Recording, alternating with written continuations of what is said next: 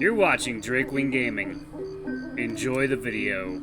Hey guys, Derry here from Drakewing Gaming. Some of you know me on Twitter, The Gaming Dragon. Today I'm coming at you with another Let's Play episode of Changeling Tale, Jessie's Path. And just so you guys know, we did it! We hit over 1,000 subs. I'm just waiting on YouTube to send me well, YouTube is actually in the process of reviewing my channel right now, so nothing's changing, guys. Everything is continuing as normal. New content almost every day of the week. Stay tuned, more's coming. But anyway, let's jump right back into this, shall we? I'll probably be using my spooky intro for this one. Hope you guys enjoy it. Alright, let's see. Alright, the character. Grace, Gran squints at Grace, then to me. I'm of no help, as is. I can barely suppress my laughter. Yes, I suppose. But that's no excuse. Come on, lass, come inside. Old Gran Agnes wants to catch up. Agnes grabbed Grace by the tail of her sash. The youngest MacLeod gives me one last look of pure terror before being dragged off and through the doorway of our homestead. I agree, Hazel. The silence is broken by an enormous huff. Hazel must think we are all crazy. I laugh and shake my head. She might be right. Aye, and just wait until you meet me werewolf girlfriend.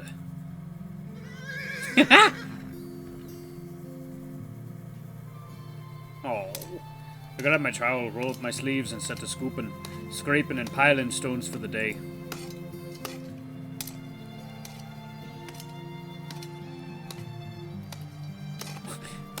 A fair portion gets done, despite many unstable patches and quite a few falling rocks, not to mention the constant disapproving looks for my mare. It's the best I can do, Hazel. I may have my grandfather's kindness, but certainly not his skill for construction. But won't you be happy to have new friends come spring? All the snorting and grunting will be healthy competition for you. I dare say I'm actually getting the hang of this accent pretty well. I wipe my hands on my pants and give her a nuzzle on her neck. Hazel huffs, but also leans into me. I appreciate that, milady. That's a true sign of affection. She jolts her head away, then brings her nose back to my ear. Maybe not respect, but affection, and I'll take it. Look at the big eyes. As I wrap up the day's work, I can't help but yearn for someone else's affection. I take another hour to clean up best I can, then haul my supplies back into the barn.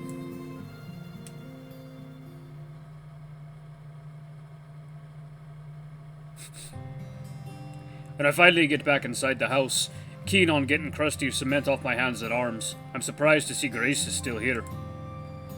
Hello, welcome home. Malcolm, dear, can you help me? Seeing Gran struggle to hold up a massive bucket of water, I run over and grab the bottom end. What on earth? Oof! What are you doing? I heave up on the bucket as we pour the liquid into a small cask half full with a thick layer of pungent mash. It's cider making time.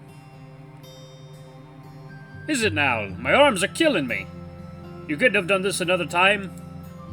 Buck up, Malcolm. It's not going to make itself. You thank us when you're enjoying your first glass.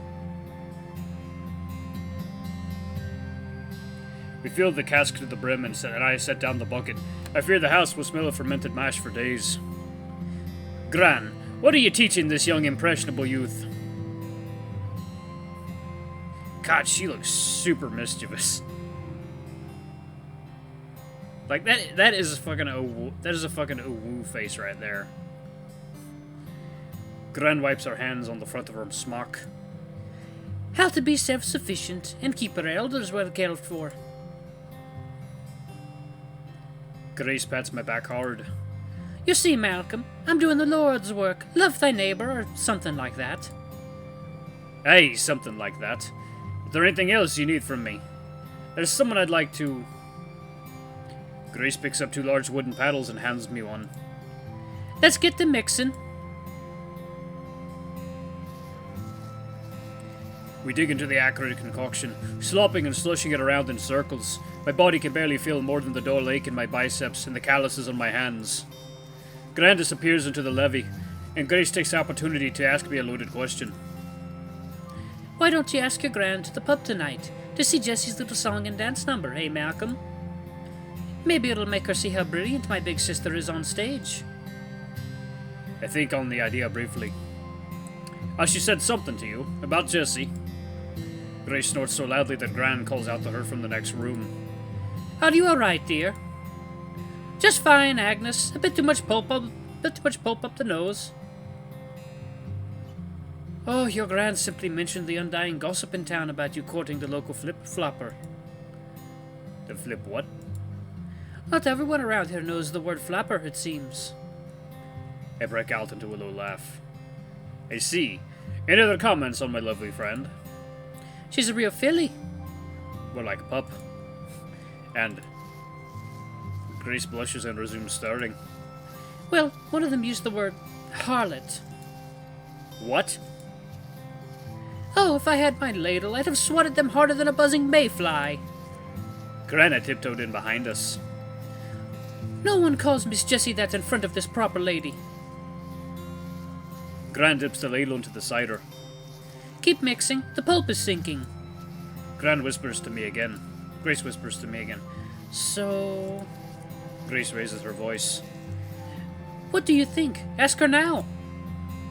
I find myself in a quagmire as thick as the cider mash. Gran has obviously gone out of her way to protect Jessie's reputation.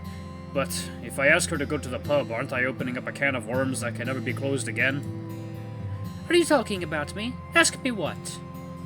Thanks, Grace.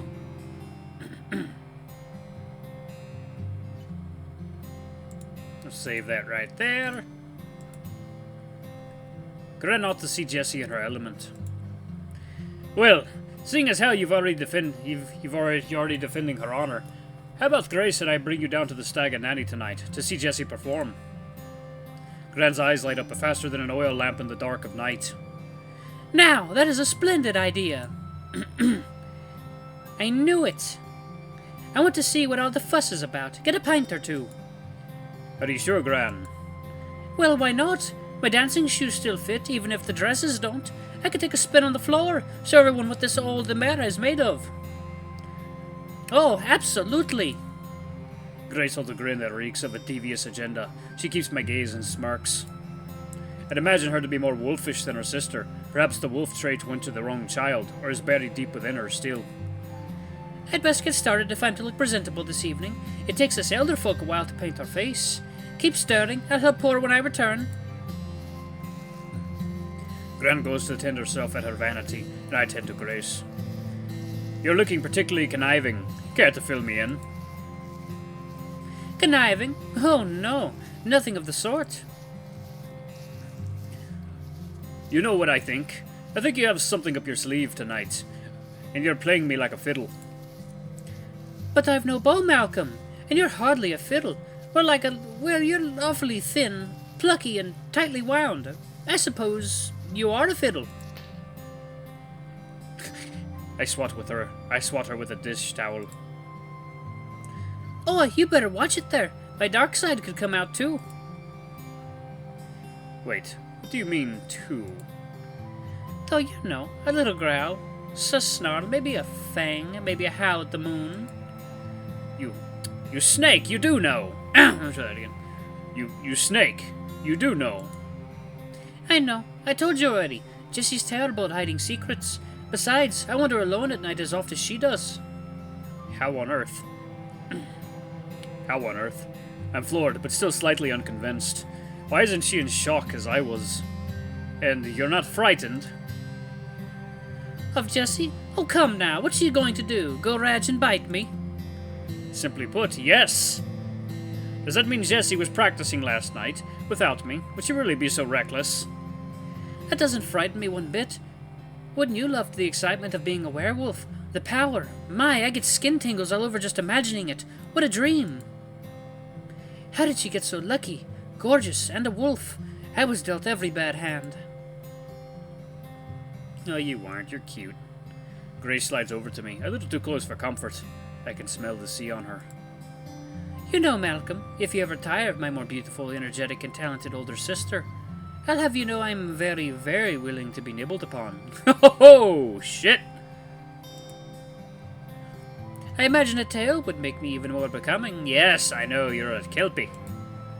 Grace winks and giggles. I'm not a werewolf, Grace. Well, maybe not yet. Check yourself for bite marks, though. Jessie's a quick one. I wonder if she isn't right. I make a mental note to look myself over later. You rascal. You truly are a hellion. I take that as nothing but a compliment. Then you're welcome. Gran calls from the other room. I hear a lot of chatter and not a lot of stirring. What are you two arguing about? Oh, Grace is stirring the pot, all right. We're just debating which of us is the better dancer. Oh, that's pretty. Well, I've news for you. My moves will put yours both to shame. Gran steps out in her normal attire, with one glaring addition. Crivens, Agnes, what is that on your head? Oh, Gran, isn't your hat just the cat's pajamas? I elbow Grace and whisper through a gritted smile. Behave. If this goes wrong, I blame you. Oh, calm your knickers, Malcolm. Your Gran wants to hear a song and dance number, not shake a cane at your girlfriend. Everything will be fine. What's that, Grace? Is my fashion too bold for your liking? No, it's certainly the wolf's whiskers. Cat's pajamas and wolf's whiskers, huh? What's that supposed to mean? All the flip-floppers are saying it, Malcolm. Haven't you heard? Well, call me any animal you like, but don't call me late to the dance. Let's finish the cider and scarper out of here.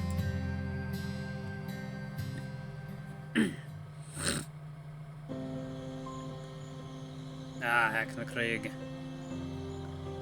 Hazel is less than enthusiastic about being hitched to the cart, especially so late in the day.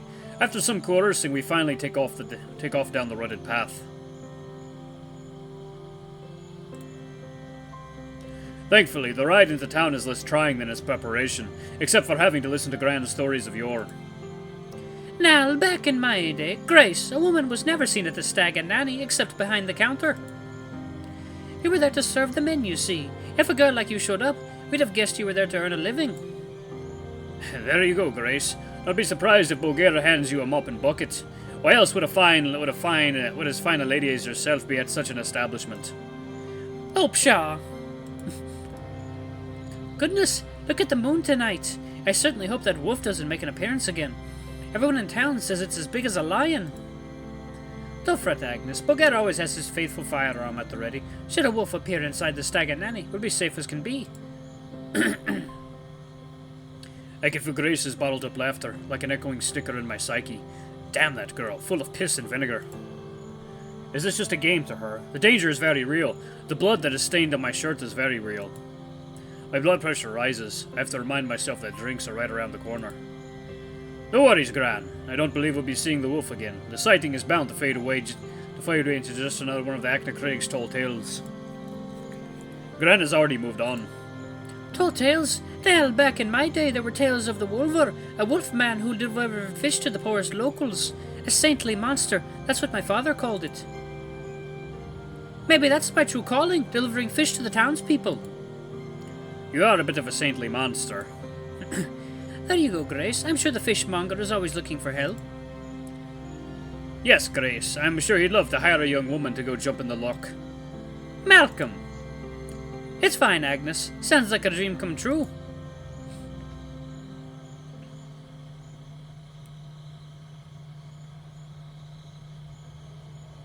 Finally, we pull into town, and Grace helps Gran from the cart. Thank you, dearie. You know, I wonder if Gemma Tate is in attendance. She's about your age, and I imagine you two would get along swimmingly. While Gran adjusts her headgear, Grace whispers my way. Your Gran is a terrible matchmaker. I cannot stand Gemma. Oh, I'm sure you can get along with just about anyone after a few rounds of rum, especially if they're buying. Sounds lovely, Agnes. Do lead on.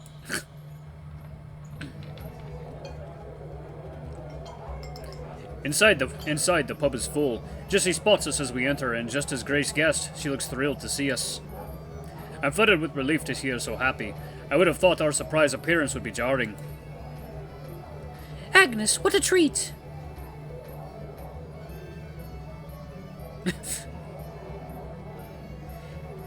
Jessie takes Agnes in her arms, and my poor grandmother looks a mite bit terrified. Jessie, you've forgotten half your dress. Jessie spins around, laughing. I catch her eye and her smile broadens. I swear she is blushing too. It's the style, Agnes. So this is what the flip-floppers wear. The what? Before she can finish her question, Bulgair signals Jessie that it's showtime. Agnes, let me get you a seat by the stage. Jessie starts to walk away, but Agnes takes her arm. No need. Uh-oh. Jessie's face falls. Gran. Gran, we're staying for the performance, aren't we? That's why we traveled all the way to town. I don't need to watch the performance. Oh. What's this about not staying for the show? Miss MacLeod is the best act this side of Glasgow. I only said I don't need to watch it. I don't need a seat. What I need is a dance partner. This is a dance parlor now, isn't it? Gran stands steadfast, waiting for the right response. Aye, let me adjust my tam and shanter, and comb my facials. Bulgair strokes his hefty mustache. Find a place for my bonnet as well, please, Mr. Buchan. Bulgair nods and takes the monstrosity of a hat. I'll meet you on the dance floor, Miss Campbell. I let Jessie lead Grace and me to a table near the stage, dodging loud conversations and clouds of pipe smoke as we go. Jessie whispers in my ear. This is a nice surprise, Malcolm. Thank you. I'm relieved, and I also want desperately to kiss her. Perhaps later tonight, after a few rounds. Jessie takes her spot on stage, and Grace leans over to me. And you doubted me. This will be a grand evening, I promise you. You can guarantee that? This will make Jessie happy. If we make her happy, she may in turn want to make you happy. Grace gives me an exaggerated wink and I turn red. What is wrong with this girl? Bulgair reappears with 2 pints and a much fluffier mustache. Does he keep grooming supplies here? What a chap! Drinks on the house! I'm off to lead your Gran around the dance floor. For the 3rd time in a row, I get a whisper my way. Mind your manners with your ladies this evening, sir. That's a trio I wouldn't want on my bad side. I laugh, but another thought comes to my mind. Poor Marion, alone at home, most likely with a heap of dishes and the quiet of an empty home. I mentioned this to Grace as Jessie readies her act. I'm sorry we didn't invite Marion. Grace calls back over the din of the crowd. She'll be fine. She enjoys her storybooks and a glass of warm milk. Besides, I can't imagine seeing her in a place like this. I tend to agree, but I still feel a twinge of guilt for leaving her out of the festivities. Oh well, there's always another night. I sincerely hope. Should I lose Jessie now to the promise and dreams of glitz and glamour in the city, I don't know how I'd move forward. Alright, let's do it. Good evening, everyone. I've got a special song for you tonight. A ballad I wrote for someone special. It's called Rose-Colored Glasses. The needle falls on the Victrola, and Jessie's voice charms us all. It's a song about seeing the world through fresh eyes and leaving our inhibitions out the door. It's being sung from the heart. Aww. Bulgair takes Gran by the arm, and they sway to the rhythm of the tune. The night I returned, that first night I heard Jessie sing, she was alluring and talented for sure, but tonight she has become a shooting star. Her voice is at once gentle and strong, soft and strident, a dichotomy of timbres that would be unthinkable if it weren't soothing my ears right now. It's impossible, it's beautiful, it has us all enraptured like we are living a dream. Jessie is living her dream. I'm at once proud of her and shocked by her new artistic talents, with the gem of a gal. Heavens, what my world has become, from terror to pure joy. I don't understand it, but I relish it. All of it. Being with friends and family in a darkened, smoky pub while my girlfriend enchants us all with a magical performance. I take a swig of ale and believe I have never felt more at home, more comforted, more at peace. I barely hear the soft low of the final notes as the song comes to a close. For a moment, the spell lingers, then all at once the crowd erupts into applause. The voice of an angel! Grace, your sister is truly blessed. I can't disagree. And Bulgair, thank you for the dance. You reminded me so much of your mother. Matilda? A real tank of a woman. Gran? But so light on her feet. A stunning dancer. Hey, nothing more true. Strongest woman in the Highlands. Who do you think taught me to toss a caber? You're absolutely right. No woman could step better. I saw her hold sheep for days at a time. Hours on end. I see where you get your work ethic, young man. And your muscles. Young, you say? Young, you say?